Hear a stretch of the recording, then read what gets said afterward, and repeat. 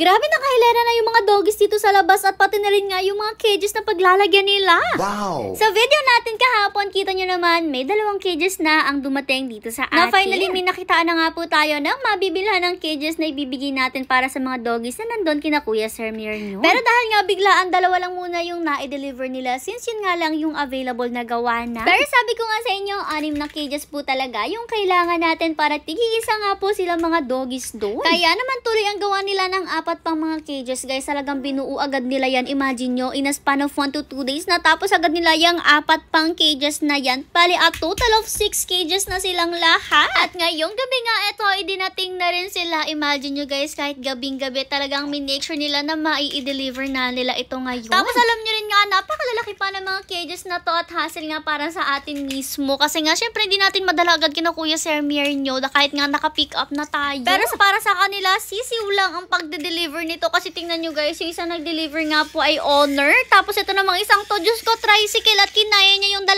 cages na yan. Nakakaloka, diba?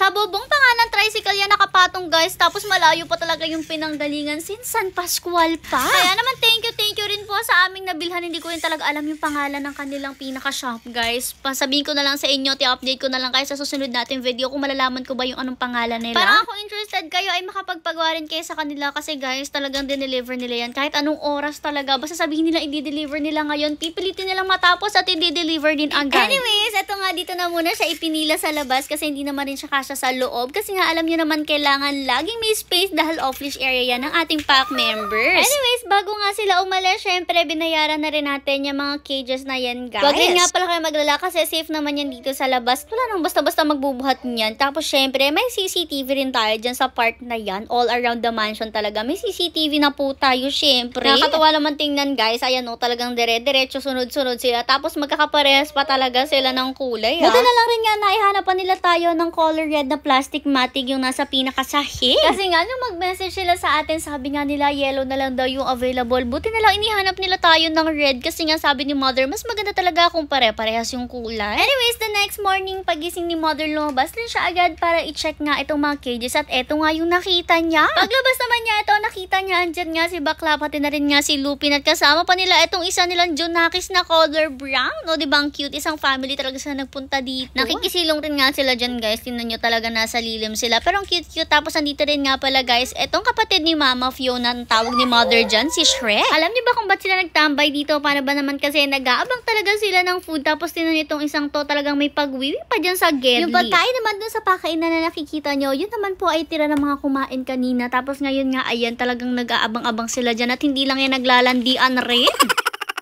Diyos ko, basta talaga may in-hit na doggy dito. Makikita nyo talaga nagtutumpukan ng mga aso dyan. At tingnan nyo, ang dami nila. Andyan na rin si Whitey. Nung magsialisan nga sila, sumunod na rin nga itong cute na anak ni Bakla. O, di ba ang ganda rin ang kulay niya. Kakuwi rin nga niya yung isang anak ni Whitey. Nakakatuwa rin naman si Bakla kasi alpas na rin nga siya. Pero yun nga lang, guys, binababhan na naman siya ng mga aso. O, di ba hindi nyo carry ang haba-haba ng hair ni Bakla. Ayan, kaya din nakatusunod talaga sa kanya yung aso na color black na yan. Dito naman sa kabila, ayan, nakikiinom naman yung iba dito at silong rin nga sila dyan sa pwesto na yan. Hindi lang rin nga mga aso makikita mo dito kapag kainan, pati na rin nga ang mga manok na tumutuka-tuka ng mga kinain ng mga doggies na yan. Yung mga manok na yan, pag minsan tumutuka rin ng dog food, Diyos ko, kainaman yung mga manok na yan, baka maya-maya bigla na lang silang tumahol.